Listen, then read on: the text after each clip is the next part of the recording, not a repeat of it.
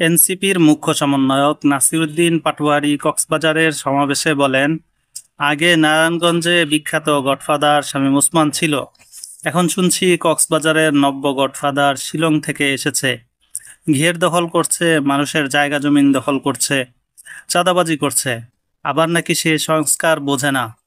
নাম না বললাম, কক্সবাজারের জনতা এই ধরনের সংস্কার বিরোধী যে পিয়ার বোঝে না রাজপথে তাদের দেখিয়ে দিবে ইনশাআল্লাহ। এরপরেই তীব্র প্রতিক্রিয়া শুরু হয় বিএনপির নেতাকর্মীদের মধ্যে। প্রত্যক্ষদর্শী স্থানীয় ব্যবসায়ীরা বলেন, দুপুর থেকে এনসিপির পক্ষে মঞ্চ তৈরি করে মাইকিং করা হচ্ছিল। হঠাৎ বিকেল 4:45টার দিকে কিছু লোক লাঠিসোঁটা নিয়ে মঞ্চে হামলা করেন এবং এনসিপির মাইকিং করা লোকজনকে তাড়িয়ে দেন।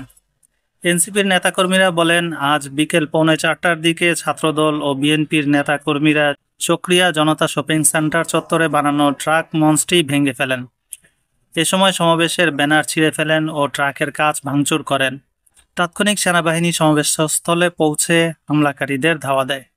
এনসিপির চকরিয়া উপজেলার সংগঠক খাইরুল বাশার বলেন, ছাত্রদল ও বিএনপির নেতাকর্মীরা লাঠিসোঁটা নিয়ে সমাবেশে ভাঙচুর করেছেন, ব্যানার ছিঁড়ে ও ট্রাকের কাচ ভাঙচুর করেছেন। পরে বিএনপির নেতাকর্মীরা সমাবেশস্থল দখল করে নিয়ে স্লোগান দেন। চকরিয়া থানার ভারপ্রাপ্ত কর্মকর্তা মোহাম্মদ শফিকুল ইসলাম বলেন, সংঘর্ষ এড়াতে পুলিশ ও সেনাবাহিনী সতর্ক অবস্থানে রয়েছে। মঞ্চ ভাঙচুরের বিষয়টি এখনো আমরা জানি না।